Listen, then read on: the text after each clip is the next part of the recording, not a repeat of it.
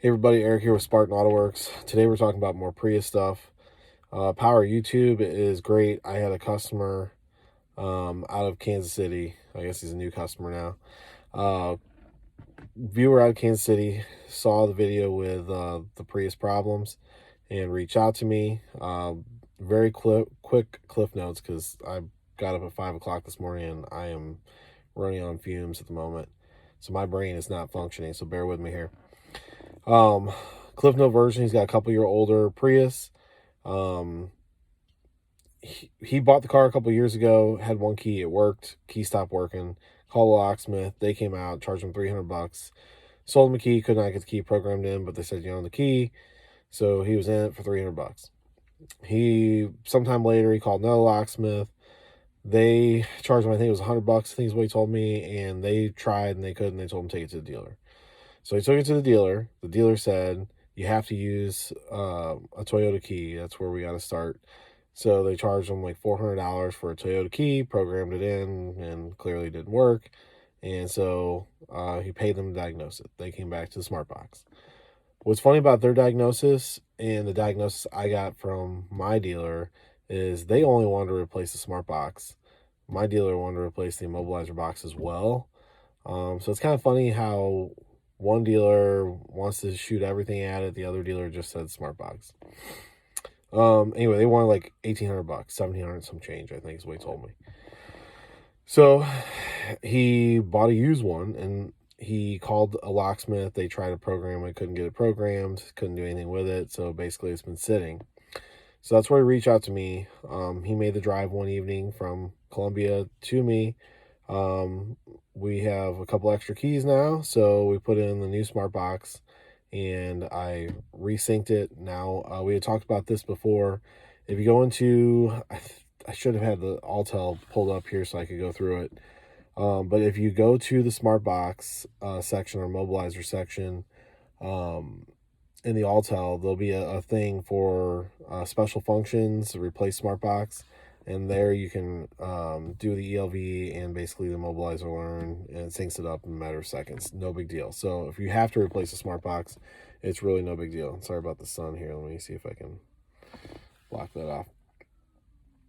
So anyway, we try to program one of his other keys to it. No go.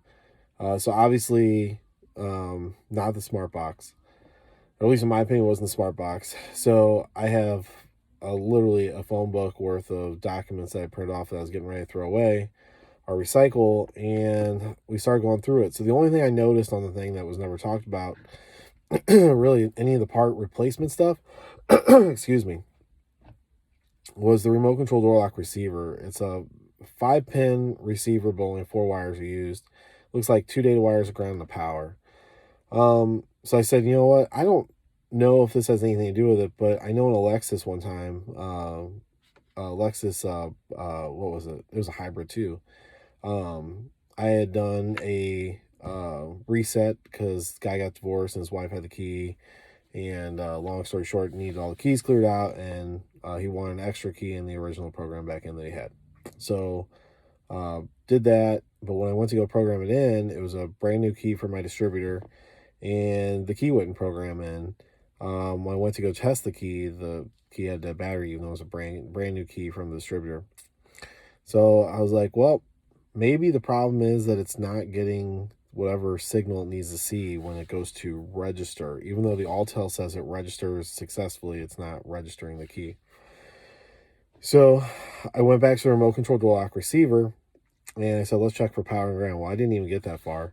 So the remote control door lock receiver is located in the rear right-hand side of the car, right above the battery. You'll have to pull, I think it was like 5 or 6 10mm bolts. Everything comes apart real easy. Pull up the tray on the floor, on the cover and all that stuff, and it comes right out. Anyway, pull that down, and water had been running down that back pillar back there.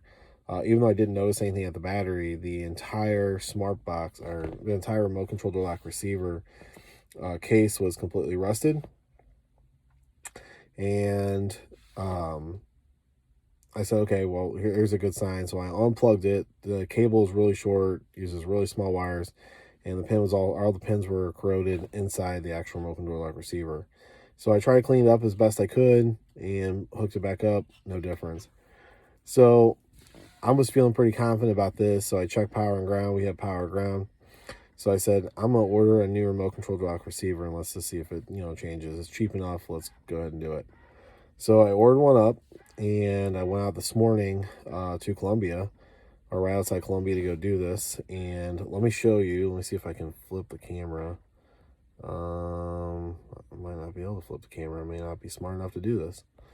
Anyway, I can't flip the camera, but I'll pause the video and I'll flip the camera and I'll show you what I found. All right, so part 2 here. Here's a remote control dual lock receiver.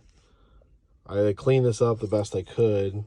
Inside, the pins were, I don't know if you can tell, but they're still kind of nasty. Couldn't get them super clean, but they're not terrible.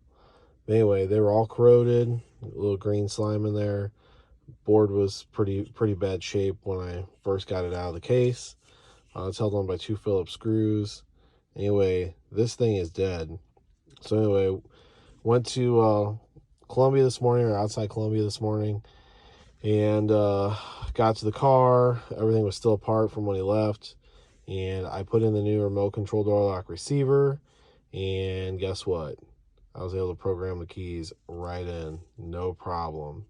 So on a Prius, even though when you hold it up to the start stop button to program it in, the registering part must have to communicate with the remote control dock receiver in order to program the rest of it in. So if you're having key programming issues, this is one thing you want to check.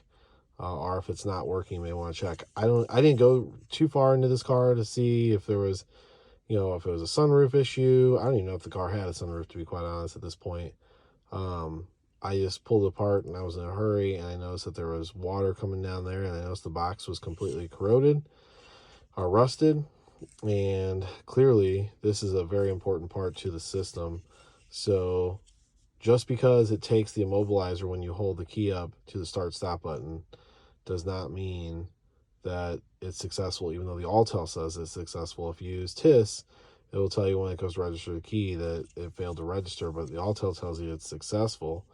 But clearly, if it cannot pick up whatever signal it needs to see for this, even though, the proximity has these loops in the car that I guess are separate than what the remote control dual lock receiver sees for probably the unlock and lock signal from the key, which is probably what it's registering for the regular remote function part. But you can't see that. This is going to be most likely a problem, but definitely check for power and ground. It's 5-volt reference. I may, before I throw the or put that stuff in the recycling bin, I may put the pins to check on here up. I believe, if you're looking at this, and don't quote me, far right should be ground. I think the one inside of that was 5-volt, and the first 2 were like a CAN data stuff. But anyway, just want to let you know that I should just say no to Priuses here, but for some reason I'm a glutton for punishment, and I guess I like the challenge or the chase or something. But luckily we were able to help this guy out. He's been driving his car for a long time with not having a functioning key fob, and unfortunately got taken by a couple people for more money that couldn't help him. But yeah, remote control dual lock receiver, keyless, I guess keyless go, whatever you want to call it, or proximity, whatever you want to call it, on your Prius. Now, I'm sure this probably works the same for all Toyota or Lexus systems. So just be on the lookout. If you're trying to program a key and you can't, may not be the smart box, may be the remote control dual lock receiver. If you have any questions or comments, comment below. But yeah, hopefully this will be the last Prius I see, or last smart key I see for Toyota, because they're wearing me out.